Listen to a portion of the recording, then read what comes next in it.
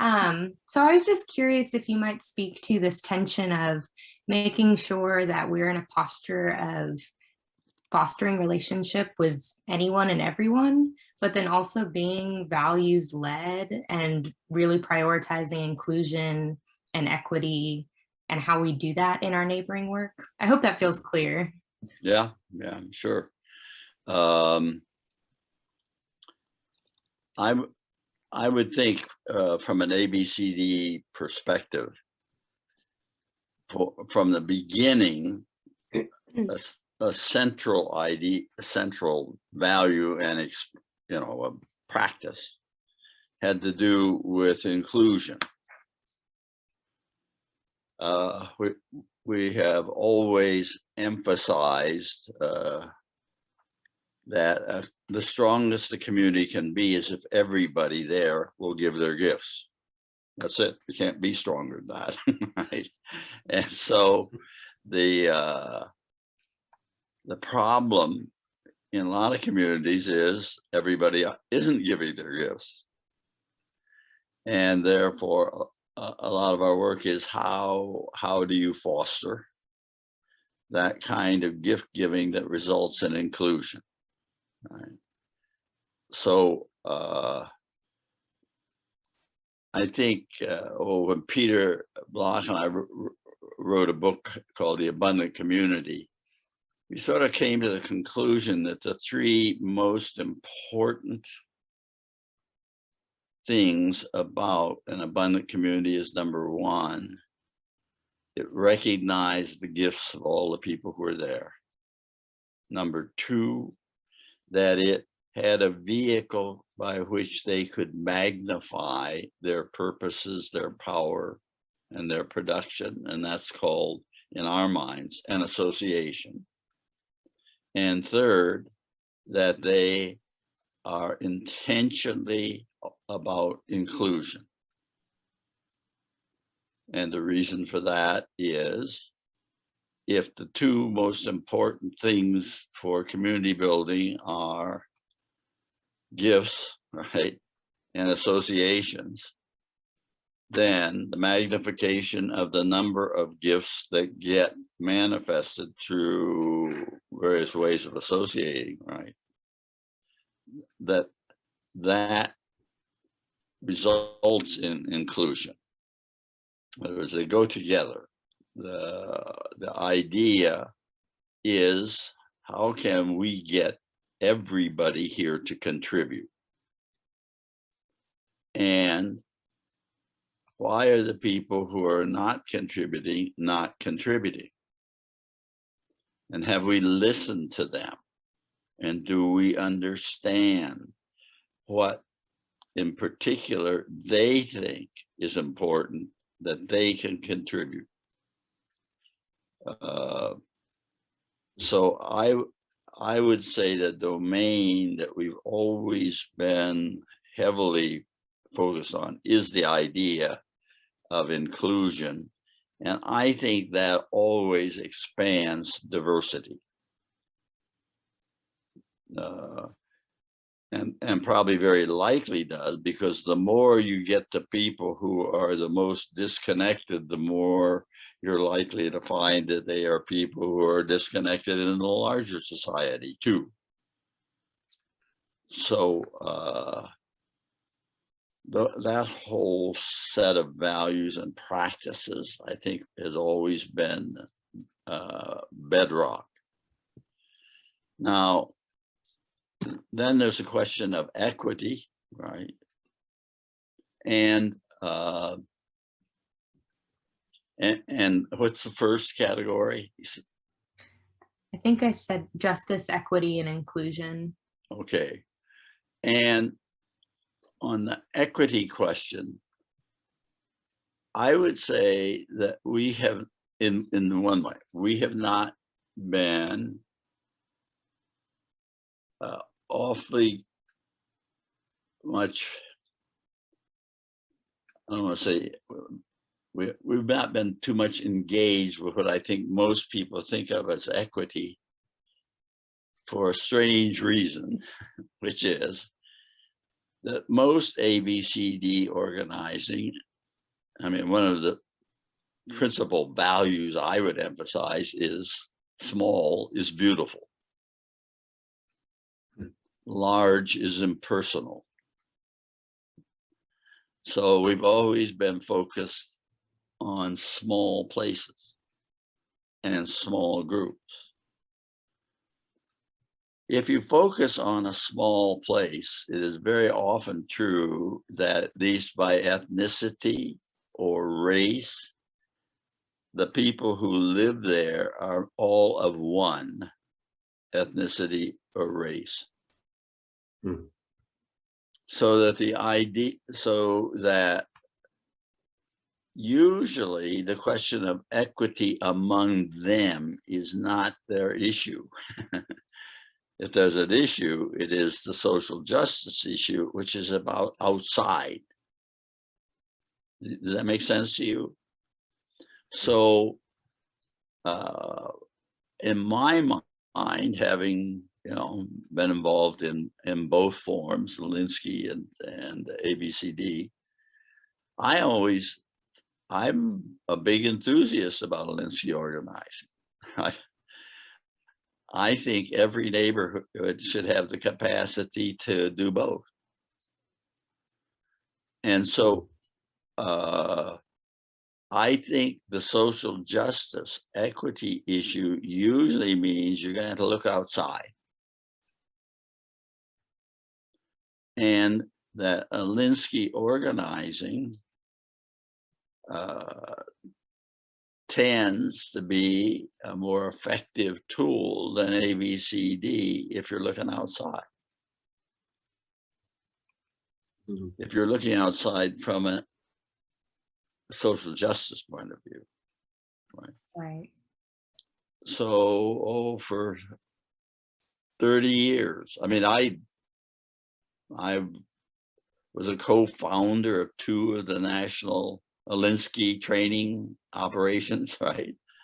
And a founding board member of another. So I've been much involved. So I have had for a good many years, maybe 30, 40 years, the idea that we should be training organizers who could help organize the capacity to do both, the inside and the outside work, right? That they would know ABCD methods and practices, and that they would know Alinsky methods and practices.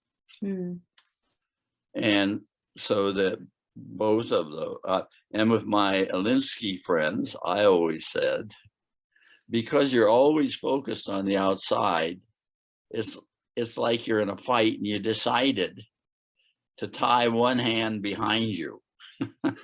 That is the assets of the local community. And the only thing you were punching was outside, right? But you didn't have the power of the inside. Now, that just described is an idea. And I'm probably the person who would have been involved in both forms and have been a trainer, founder in Alinsky organizations.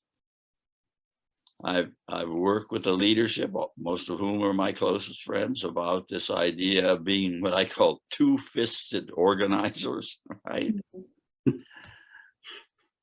And I can tell you that I can't imagine anybody who is closer to both than I.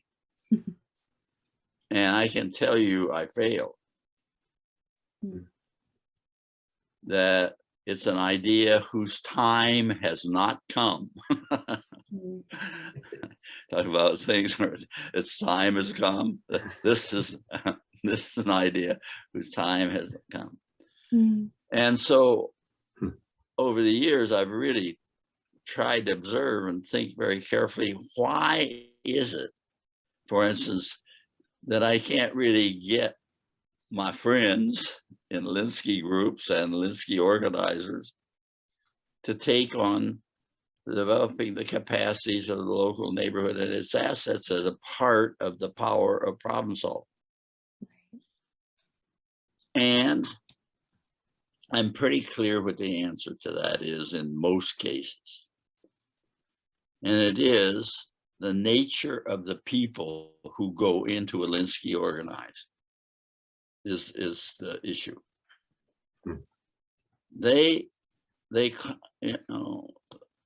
We would call it, we're community organizers. I think that's not right. We're advocacy organizers, Alinsky people. And because we focus on advocacy and more on conflict and resource reallocation, right? The people who do that come into doing it not because they want to organize communities, but because they're seeking social justice. So over the most Alinsky organizers are people whose primary value is not community building, but social justice. And if I talk with them then about, let's begin to ask what we have in the community that can solve problems before we go marching on City Hall. And that doesn't sell. Yeah. And I think I do have some influence. So I wouldn't commend it. Yeah. So then, but I'm still clear that a neighborhood ought to have both capacities. Whether or not the precipitator organizer is a person suited to do both, I think is problematic. And even when I heard you say you had been involved in Chicago in Alinsky organizing, and then you said it didn't suit your spirit and something of values and spirit. Mm-hmm. Well, what does then? And if this ABCD work does, you're seeing the difference. Mm-hmm. That you are probably seeking more to manifest your belief in community than you are to focus on social justice. Mm. Nonetheless, I think Alinsky methods are more likely to result in social justice than ABCD ones are. Because most people mean by social justice the activities of institutions in relationship to people in low-income neighborhoods. Mm-hmm. And you're either going to persuade them or fight with them. Right. And probably worthwhile trying to persuade them first. But Alinsky said, and I still tend to believe this, nobody voluntarily gives up power. Mm-hmm. Now, there are lots of exceptions, qualifications to that, but at the core of Alinskyism is the reason we use the methods we do is because verbal persuasion isn't effective if you're trying to shift power. Right. Okay, that would be my way of thinking about it. So I think ABCD is better than Alinskyism in terms of inclusion and diversity. Mm. But it doesn't have or doesn't usually involve the practices that will deal with social justice, if you understand that as having to do what are the outside institutions doing. Right. No, that's super helpful. And that was really helpful for me to hear. I really, even in the training on Tuesday, it seems like there is this dichotomy. Sorry. There's this dichotomy that people are describing. So even in their description of the history of organizing, it was presented in a way where like, these are not good and these are now good. But I think your articulation is super helpful, that like they have different objectives and aims. Yeah. And I would be curious how many people are interested in this idea you speak of being in both worlds and seeing how both can come alongside each other. Because yeah, I don't know, the description in the training on Tuesday was the Alinsky model is predicated on the haves and the have-nots. Mm-hmm. And then the have-nots have to use very antagonistic tactics to get whatever they're wanting from the haves. But as you're describing, to have both, it wouldn't be have versus have-nots. It's like haves and haves, but differently. And, you know, like, and so that feels a helpful way for me to figure out the importance of both, but that they're very different. And my friends who are in the Alinsky model, I think are 100% like their goal is social justice. Yeah. And they're really wary of ABCD because it's not making the impact they're wanting to see. Yeah, it's diversion. I think usually viewed as a diversion. We only have so much power to organize people, and this is a diversion. Right. And it's just over and over and over that happens. I nonetheless never speak ill of Alinsky organizing for the reasons I've just indicated. Right. And even if I haven't seen this happen much, but if I were trying to develop a neighborhood organization, I probably would use the experience I've shared with you to say, if I'm going to try to do both, I got to realize I don't want to proceed as though I can have one person manifest both. Yeah. I might have my there's 6 people who are outside antagonist people, and there are 10 people who are inside identification and mobilization people. Got it. Yeah, that makes a lot of sense. Yeah, don't try to put them in one bucket. Right. Because the motives aren't the same. That's yeah. Yeah. Now, then finally, let me say, having done a million one-on-ones over time, right?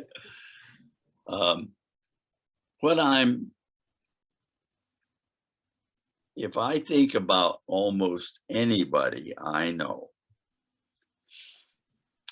they have at least 2 characteristics. One is there are things that make them angry. Mm-hmm.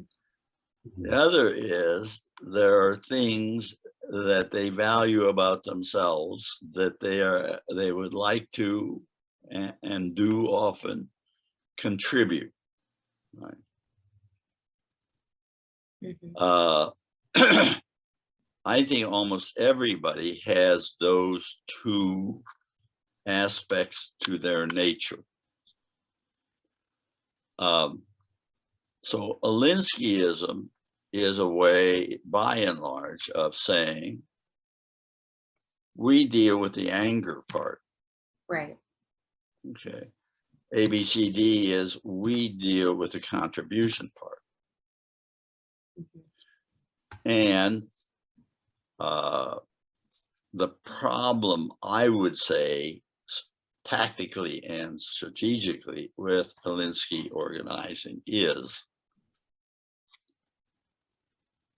it's hard to keep people motivated all the time by anger. And particularly because almost always that anger is catalyzed around an issue. And if you win the issue, you really are done. If you see what I mean, unless you can find another issue and another issue. And it's hard to keep lots of people angry all the time or dealing with that all the time. So it makes a more episodic organization, Right. than one that is based on ABCD. Mm. That's really helpful. I know one of my friends she worked a lot around Alinsky organizing regarding immigrant rights and DACA specifically. And she then came to seminary with me and wrote her thesis on burnout of organizers. And I'd be really curious, even if like some of the burnout, if you might see a different experience with burnout around Alinsky organizing and asset-based organizing. Yeah, I don't think I ever hear much about burnout. Yeah, right. But I do know that most organizers do it for 3-4 years and then tend to do something else. And I think we didn't call it burnout, but it is so intense and demanding. Yeah. And about high emotion that you're much more likely to burn out. Yeah. ABCD is about time and patience. Yeah. It takes time. Relationship building, it takes time. Well, and as I've talked with churches, it's really like, it's a lifestyle, right? Like it's not something that you do that's a program that, okay, we've made it, we're good, we're done. Yeah, right. And so I think, it's very, very different. Whereas when you get the win with Alinsky organizing, like I would imagine people need a break and then maybe they come back later. And so, that's super, super helpful.